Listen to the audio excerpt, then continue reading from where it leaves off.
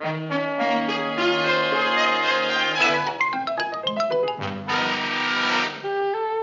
Three Sons. Starring Fred MacMurray and his bub, William Frawley. This video is brought to you by Patreon. Patreon. Up your nose with a rubber hose. For 2 months in the summer of 1986, the first cable network for kids ran Nickelodeon Summer Camp, a 90-minute weekday block airing 3 family sitcoms usually reserved for Nick and Nite. Those 3 being The Donna Reed Show, My Three Sons, and Mr. Ed.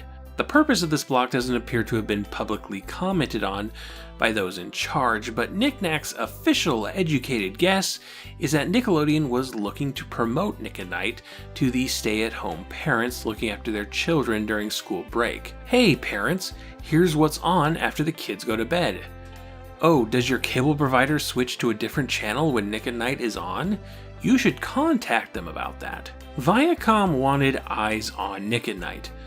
Or perhaps more cynically, but no less true, they wanted eyes on Nick and Nite's commercial breaks. Nickelodeon had allowed commercials on their channel for a few years by this point, but Nickelodeon president Jerry Laybourne was very particular about the kind of items that were being advertised to children. Toys that promoted violence were out. Children's books and The Amazing Flying Bird were in. Absolutely no soft drink commercials. Maybe some candy, leaning more towards gum-like candies, but you gotta balance that out with toothpaste commercials.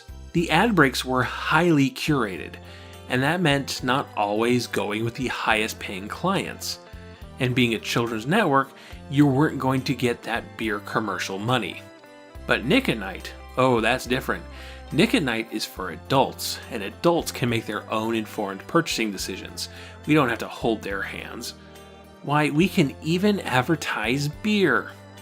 But the larger companies aren't going to buy your ad space if nobody's choosing to watch Nick at Nite, or nobody can watch Nick at Nite. In the earliest years of Nick at Nite, when it was still a new concept and some cable providers weren't even airing it, the biggest advertisers were things like classic 50s rock compilations and recipe cards. The cards show preparation and cooking time, so I know how long I'll be in the kitchen. It was important to get eyes on Nick at Nite if they wanted that sweet, sweet Coors Light cash, and devoting 90 minutes of daytime Nickelodeon to try and lure parents into watching this stuff seemed like an acceptable method of doing that. However, while that's fine for the baby boomer parents who might be experiencing waves of nostalgia over these programs from their youth, what about their kids? Were these 3 programs something that would appeal to Nickelodeon's target demographic? Oh sure, there'll always be exceptions, the occasional kid who gets really into old boomer television, but I'm talking the broad strokes, the 6 to 14-year-olds of 1986. Was this something for them? In the case of the Donna Reed Show, I would argue no.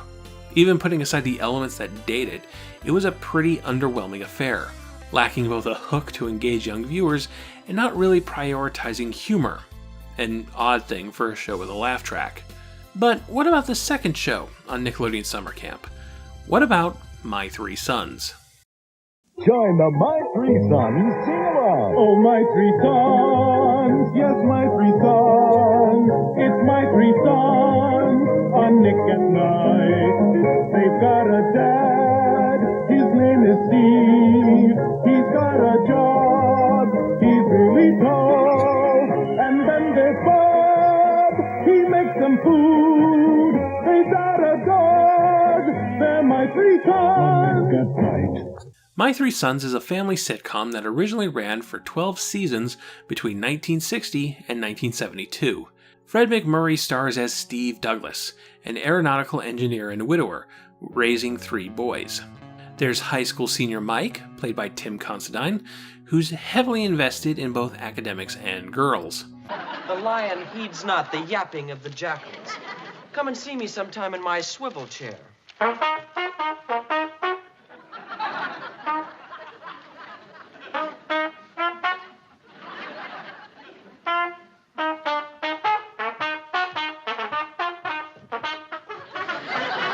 There's 9th grader Robbie, played by Don Grady, a loudmouth motorhead who's always getting his hands dirty in some project.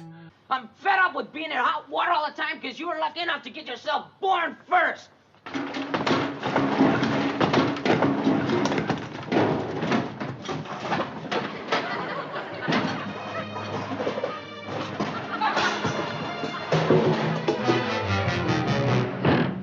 And then there's the little one, Chip, played by Stanley Livingston, who would rather spend his time vegging out in front of the TV or working on his rock collection.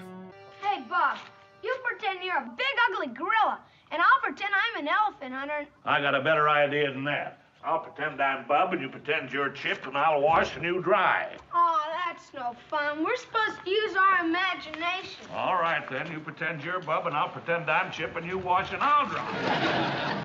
To help around the house, Steve's father-in-law, Bub, played by William Frawley, has taken on the role of the live-in parent, doing the cleaning and the cooking. Boy, when I get rich and famous, you know the first thing I'm gonna do? Wife, that's a towel on your head, not a bladder. What's the first thing you're gonna do? The first thing I'm gonna do is hire a guy just to follow me around and do my chores for me. Why hire somebody? I thought that was my job. Rounding things out with their dog Tramp, the Douglas family talk through problems, bounce from one situation to another, and sometimes wind up in wacky circumstances.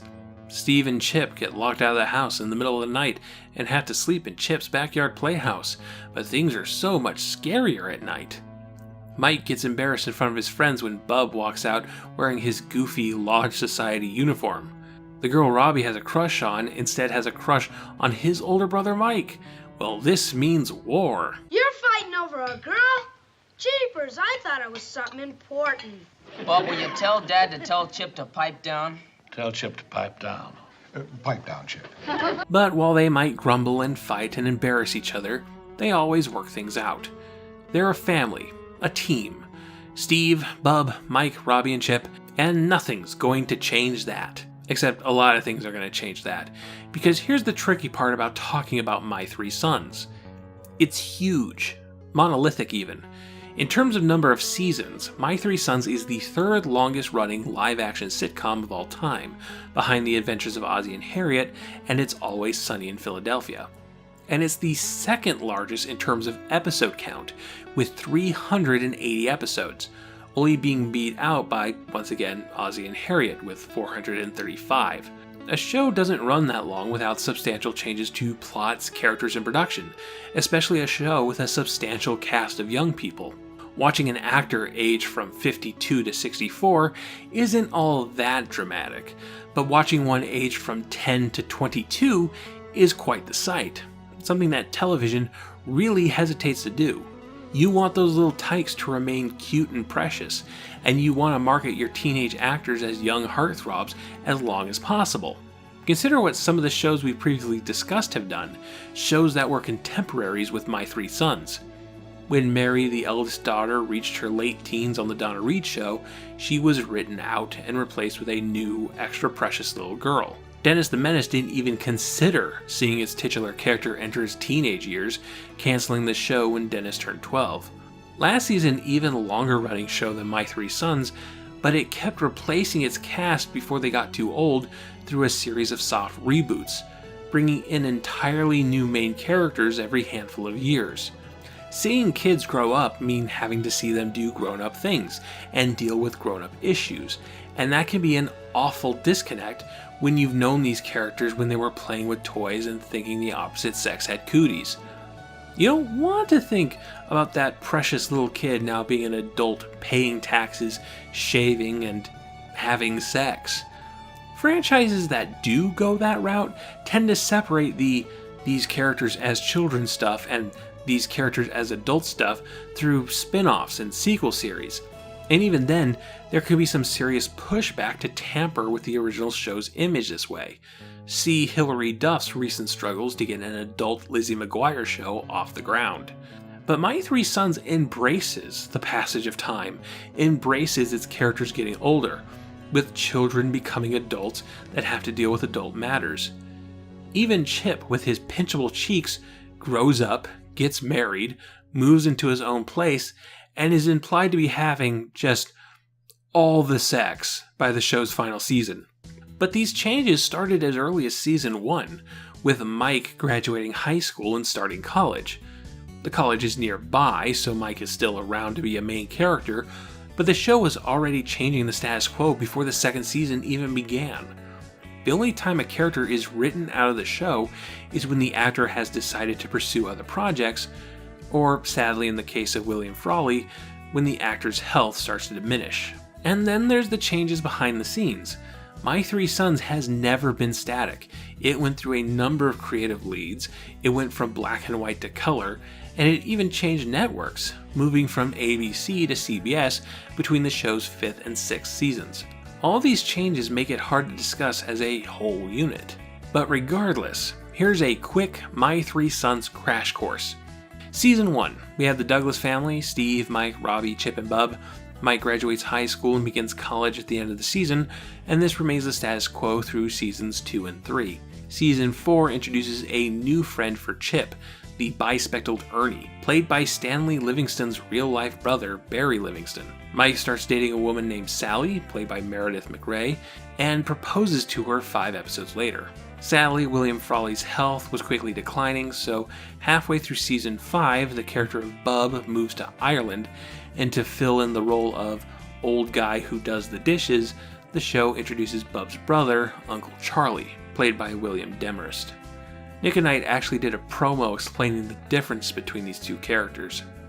My Three Sons, one show, 2 lovable old coots. Not quite sure who's who? Nick at Nite presents this Bub and Uncle Charlie guide. Bub, black and white. Uncle Charlie, color. Bub tells boring showbiz stories. Those lights, the audience. Uncle Charlie tells boring sailor stories. The pirate ship caught on fire. Bub at peace with his bachelor life. Uncle Charlie just going through the motions. Bub abused by household appliances. Uncle Charlie just hard on himself.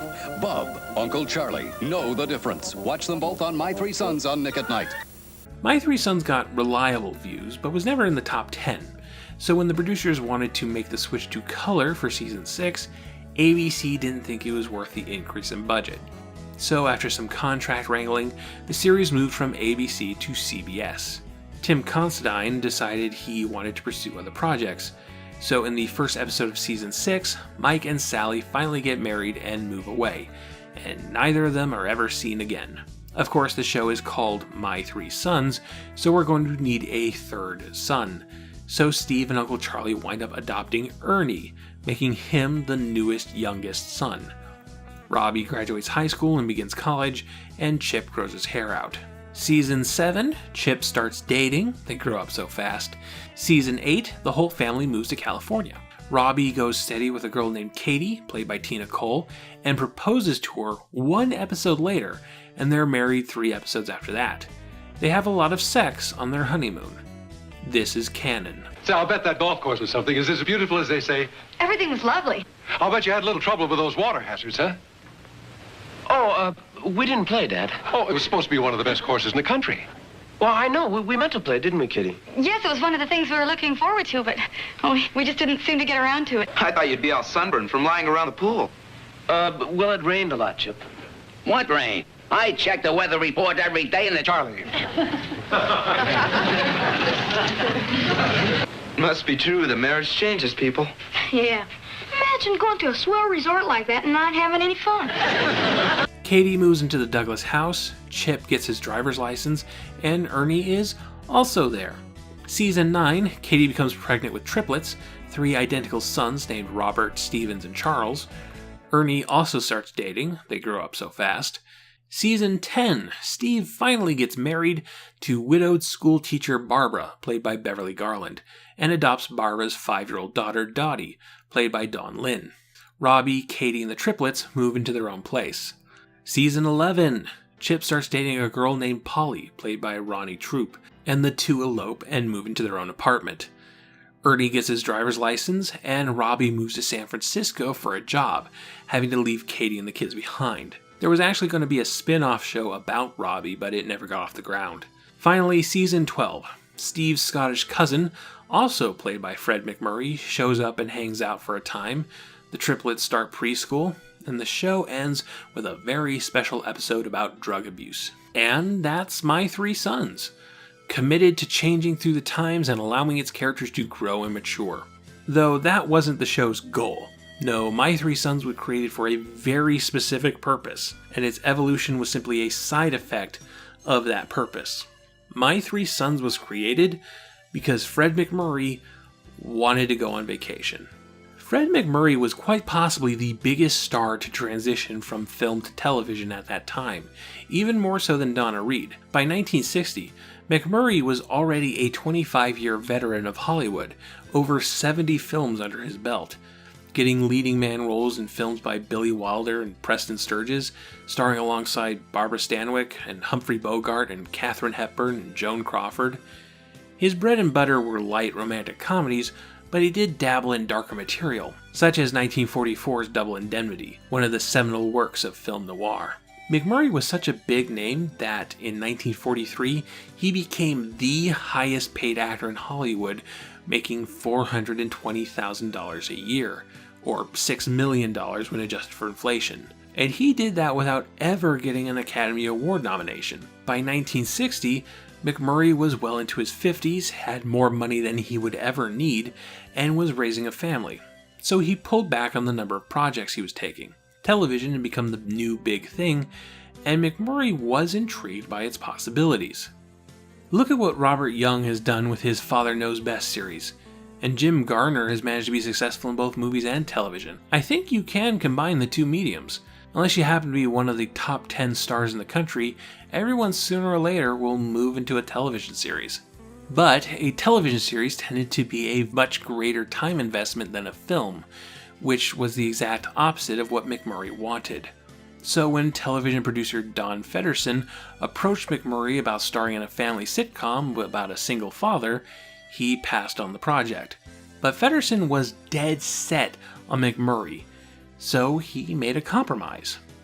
What if we shoot all of your scenes for every episode at once, cram 9 months of production into 3 or even 2 months, and shoot everything else while you're away? Well, that's much more doable. This act of scheduling kung fu was accomplished in 2 ways. The first was to have numerous episodes each season where MacMurray's character barely appears at all. About a third of these episodes see Steve Douglas show up near the end when he comes home from work, where he can then learn what everyone's been getting up to and maybe give a few words of wisdom to his sons. The second method was to carefully count the number of scenes MacMurray would be in through the entire season, bunch them all together, and film them in a 3-month marathon, then shoot everything else after, even the reverse shots and conversation scenes. The producers had figured out a way to do a lot of his scenes right up front, and he would come in maybe for the first month, 6 weeks of the show, and we would do scenes with him. And they constructed a lot of scenes that he would enter into or walk out of on purpose. We would cut then, a cameraman would step in, take a picture, and we would come back, the other actors without Fred, and maybe pick up that scene if he had walked out of it maybe 2-3 months later. And by then, Fred would be off fly fishing somewhere. Because Fred wasn't there, they would pick up our close-ups. A lot of the times, like I said, we would be talking to Fred, and he would be off camera, and we'd be looking up. It wasn't really Fred. It would either be an assistant standing on an apple box, a dialogue coach, or a lot of times they had a mop. And because he was so tall, they'd have to hold it up. We used to call it Fred McMop. The younger sons, Stan and Don, were still growing. A sudden growth spurt could easily occur in the intervening months between filming parts of the same scene. Wardrobe that fit in January might be too small in June. To deal with such problems, the costume designer bought doubles of everything: shirts, pants, dress suits. Sometimes he'd even buy larger sizes of the same outfits, trying to outwit Mother Nature's whims. All that effort results in an effect that is pretty seamless. You would never know the production was bending over backwards this way from just watching the show. My Three Sons was crafted around MacMurray, even incorporating his hobbies and habits into the character of Steve. Oh, Fred can play the saxophone? Well, so can Steve. Fred smokes a lot? Steve is a dang chimney. Fred plays a lot of golf? Get some clubs in here. While it isn't one-to-one, Steve Douglas is far closer to the real-life Fred MacMurray than Donna Stone was to the real-life Donna Reed. Another thing to up the show's appeal was the number of Disney connections. At this stage in his career, MacMurray was pivoting away from the more adult dramas to these sillier live-action Disney films, starting with The Shaggy Dog in 1959, the most profitable Disney film at that time. During My Three Sons' run, MacMurray would star in 1961's The Absent-Minded Professor, 1962's Bon Voyage, 1963's Son of Flubber, 1966's Follow Me Boys, and 1967's The Happiest Millionaire. Tim Considine was also in The Shaggy Dog, as well as in the Spin and Marty and Hardy Boys segments of the Mickey Mouse Club. Don Grady was also a former Mouseketeer, and no doubt the family dog Tramp was chosen to evoke the Shaggy Dog connection. Tramp was so marketable that in 1961, they had a write-in contest where you could win one of Tramp's puppies.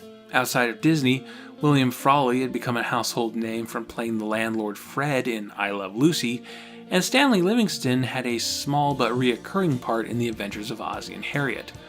There's a lot of positive name brand recognition built into this show, and when you have that, you do run the risk of getting lazy everywhere else.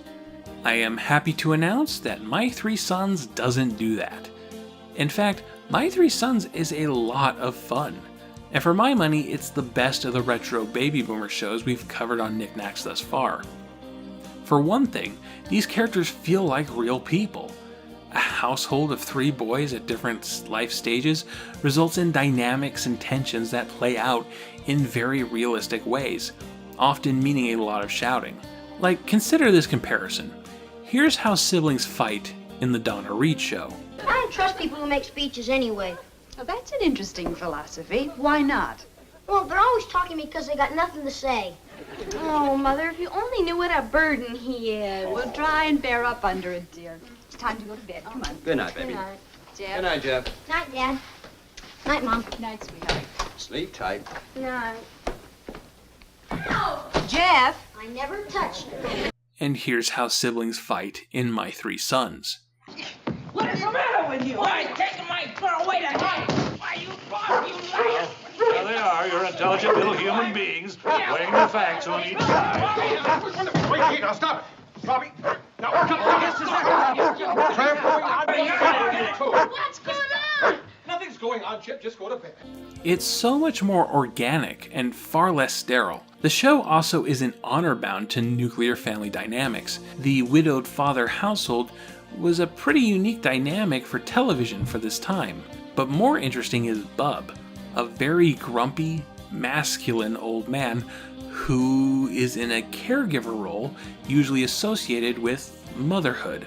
You know, cleaning and cooking and going to PTA meetings. And it's not played as a joke. Bub isn't made fun of for performing what society considers a feminine role, and he's not ashamed of this role. He's proud of his cooking and how he helps raise the boys. This idea was maintained with Uncle Charlie, reaching its peak with the episode where Ernie is adopted into the family. Because the 1960s are the 1960s, a single father household isn't allowed to adopt a child, but the Douglas family finds a loophole by designating Uncle Charlie as the mother. Do you actually cook for the boys? Cook, wash, clean up, bawl them out, tell them bedtime stories, yell at them, wash for them, go to the market, deprive them of their privileges when they horse around too much, and all the wild stuff the other mothers in the neighborhood do. There's room for improvement, but showing a very masculine figure happily performing a feminine role feels very fresh and forward-thinking for a program of this vintage. My Three Sons aims for more inventive stories than your traditional sitcom. Oh, you get the usual stock stories of younger siblings being jealous of their older siblings, or somebody overhears a conversation and misunderstands what they're talking about, hijinks ensue. But you also have episodes about Steve wrestling with the idea of explaining sex to his youngest son. And while it doesn't get edgy or anything, it doesn't even say the word sex, it's surprising to see them broach the subject this way in 1960. Bob, I've been planning on having that little talk with Chip. And now I'm kind of afraid to do it because I'm afraid I might put it the wrong way. What little talk? Eat your string beans. Why don't you tell them about the birds and the bees and the pollen? There's never been anything wrong with that. According to this, there has. You know, Dad's right, Bub. It was all I could do to keep a straight face when you started that birds and bees jazz with me. There you see. And sometimes you get incredibly creative episodes. My favorite episode of My Three Sons is called Countdown. In this episode, we see the Douglas family go through their morning routine, getting out of bed, cleaning up, getting dressed, and getting ready for school or work, all synchronized to a television broadcast going on in the living room of a rocket preparing to be launched into space. Ow! My toe! Ow! 0 minus 23 minutes. This room is the nerve center, where final adjustments are made. Here, the requirements of space and time are precise. Chip, if you brush your teeth in the bathtub, maybe I can shave. Testing. 1, 2. Mike, let him in. 3, 4. Small stories play out. Robbie loses his trumpet, Steve's blueprints for work have disappeared, and everyone's running late. All of which builds to one really well-executed final gag. The episode is way more cinematic than you would expect from a sitcom, even a sitcom made today. Of all things, it actually reminds me of the films of Jacques Tati, that kind of low-energy comedy of errors you see in films like Mon Oncle.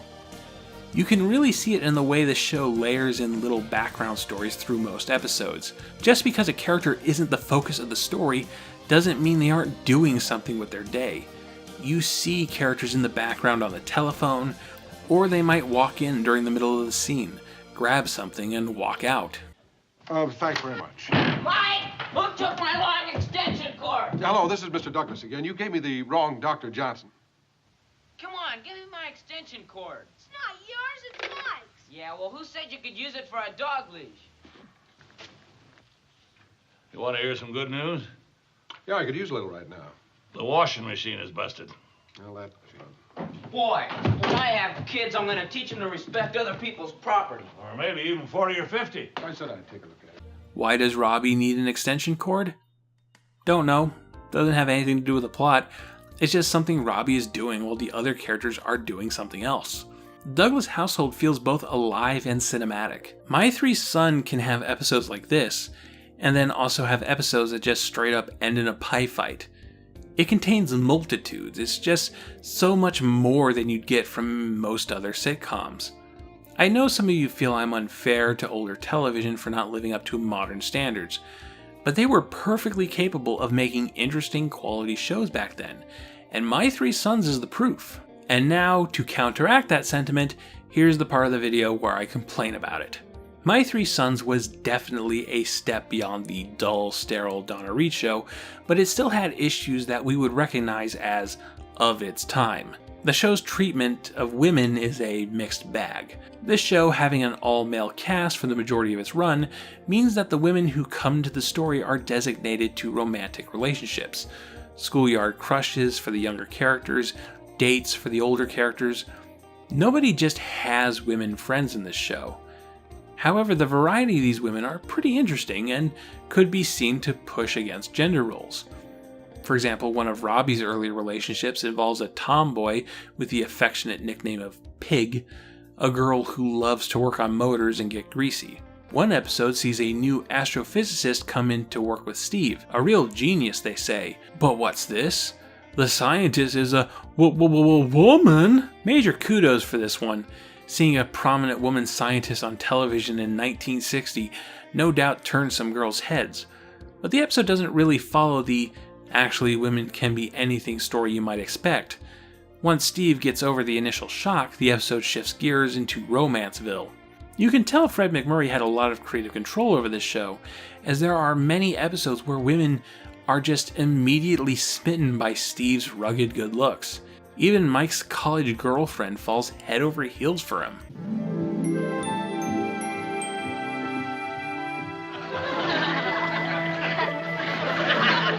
I understand you're connected with aviation. Yes, I am. Well, I consider that the field of the future. Yes, it has possibilities. Really, girls? This guy? I mean, he's alright. To each their own, I guess. Fred MacMurray kinda looks like a Romulan. Now, once characters start getting married off and women become a regular part of the show, They're largely regulated to the sweet, caring domestic roles that television usually designated for them.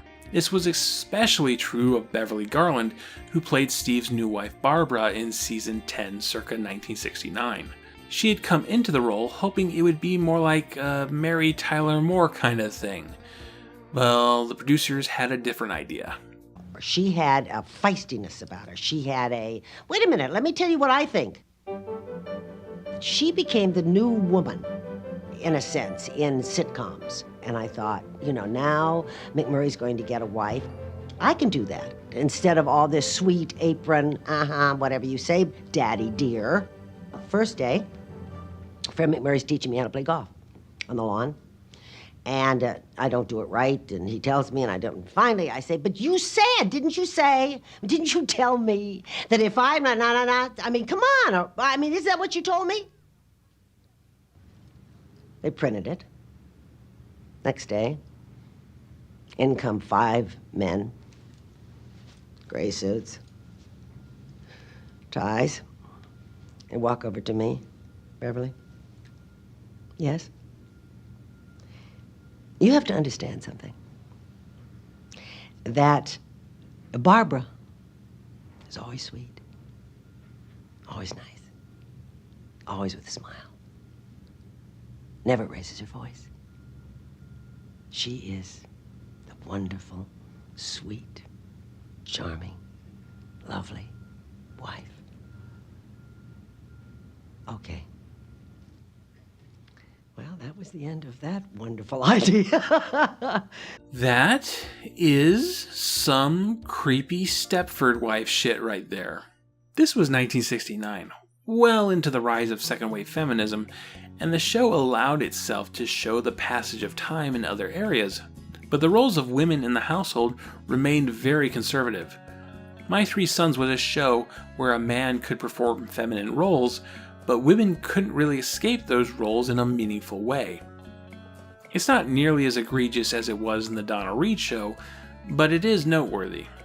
It's also noteworthy that Fred MacMurray, who maintained a massive amount of creative control over the show, was a pretty staunch Republican who campaigned for both Nixon and Reagan. And then there's My Three Sons' treatment of non-white cultures. It isn't a regular thing for the show, but occasionally you'll get an episode where a prominent Native American or Asian character will show up, and it always dips into stereotypes when it happens. The worst example of this, in fact the worst episode of My Three Sons, is the season 6 episode, Robbie and the Slave Girl. Here, Robbie saves a young Chinese woman from getting hit by a truck, and since he saves her life... It's an old Chinese custom. If you save somebody's life, that life belongs to you from then on. No kidding. Well, how do you figure that? It's very logical. Like just now. Except for your bravery, I would have no life. Well, how about that? And according to the old custom, you're my slave. Exactly. My life is yours to command. Okay, then I hereby command you to have a milkshake with me before I take you to the door. I bow to your every wish, oh master. Oh no. Oh no. It's a whole episode about a modern Chinese immigrant girl waiting hand and foot for this one white guy, and it's so uncomfortable.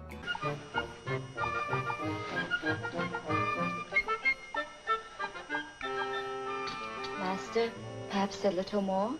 No thanks. I don't seem to be very hungry. It's also complete bullshit. The whole life-debt thing is a creation of fiction and has no basis in real culture, and especially not Chinese culture. It's just classic Hollywood racism. Though, I guess, at least they got actual Chinese-American actors for these characters. Points for that. Thankfully, this episode didn't air on Nickelodeon Summer Camp. Only the first 5 seasons, aka the black and white seasons, and the final 2 seasons ever aired on Nick and Nite. The missing episodes would eventually air on TV Land, but that's getting ahead of ourselves. It's interesting that they cut it up this way, since the syndication distributor for My Three Sons was Viacom. If anyone could get access to the show, it should be Nickelodeon. I'm sure there was some contract thing getting in the way, it's just weird as all. I can't say what episodes aired as part of summer camp. Don't know if they were hand-selected or if Nick just started with episode 1 and ticked up. Either way, we're left with that familiar question. Was this a good show for daytime Nickelodeon? Was this something that would appeal to the kids of 1986? I do mean that broadly, of course. Obviously, there were kids who really got into this kind of retro television. I'm not here to discount your individual tastes, I just mean in terms of broad demographics. One thing is for sure. While it does have its own problems, My Three Sons is a significantly better program than The Donna Reed Show. It's funnier, it's better written, it's better shot, the family dynamic is well realized and unique, and it's not going to put you to sleep. And I could see young viewers in the 1980s getting some things out of it. The younger characters are pretty relatable, especially Ford boys. There's a handsome dog in the show, Donna Reed's show doesn't have a dog, and it's more agreeable with modern standards. That said, like Donna Reed before it, My Three Sons still doesn't have that hook to catch the attention of young viewers.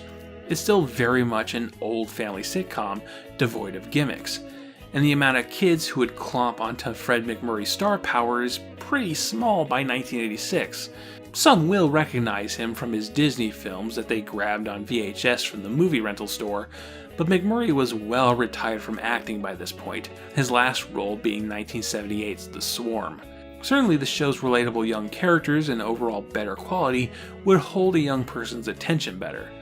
It just doesn't have that, hey kids, watch this show because it has blank. You know, like Lassie and Dennis the Menace had. Hey kids, this show stars a dog hero. Hey kids, this show is based on that comic strip you see in the newspapers every day. Hey kids, this show is shot like a classic French comedy film. It just doesn't have quite the same ring to it. Still, for those thinking I'm some kind of stuffy fuddy-duddy who doesn't like old television, My Three Sons is great. I watched it with potato chip enthusiasm for this project. It's a finely crafted sitcom, not devoid of flaws, but infinitely more watchable than many of its contemporaries. And yeah, if I had been 7 years old in the summer of 1986, and nothing else was on, I could see myself vegging out in front of My Three Sons and not feeling cheated. Ah, summer memories. Nick, Nick, Nick, Nick, Nick, Nick, Nick, Nickelodeon. Nick, Nick, Nick, Nick, Nick, Nick, Nick, Nickelodeon. Next time, the third and final show of Nickelodeon Summer Camp definitely has a hook. It's a show about a talking horse. But was it good? Today's research shout-out goes to The Importance of Being Ernie from My Three Sons to Mad Men, A Hollywood Survivor Tells All. This is the memoir of Barry Livingston, who played Ernie, the fourth of the show's three sons. While covering Livingston's entire career, My Three Sons gets a very solid focus, and it goes into a lot of good behind-the-scenes details. Thank you all for watching. If you'd like to support Knacks and other Pop Arena projects, consider contributing to my Patreon. Every dollar goes to production values, research materials, and hand sanitizer. You can also support Knacks by liking the video, subscribing to the channel, hitting that bell icon for notifications, leaving a comment, following me on Twitter, sending a one-time donation through PayPal or Coffee, and sharing Knacks with all your friends. I'll see you next time.